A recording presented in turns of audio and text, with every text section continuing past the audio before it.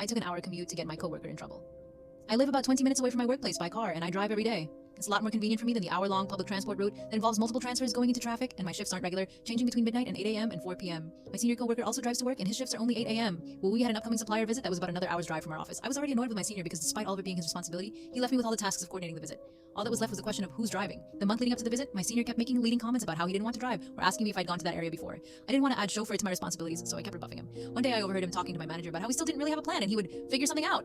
I waited like 3 days for that something to get to me, but all I got were more of the same. So a week before the visit, I started leaving my car at home and commuted every day. I woke up an hour early and all that. I didn't mind the extra hour because I was fueled by spite, and it was an opportunity for me to catch up on my podcasts. 3 days of this, my manager noticed, and I fed him this fake story about how my brother was in town and I lent him my car so he could see the sights with his girlfriend. I also drafted an email that I sent to my manager and my senior asking the supplier for ways to get to them because our transport plans fell through. My manager was livid with my senior, asking him if this was his idea of figuring something out.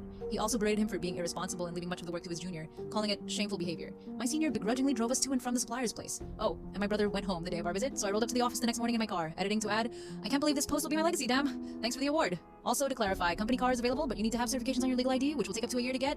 You have to get a professional license, which neither of us have, so it's been common practice to drive your own car and get the expenses reimbursed after.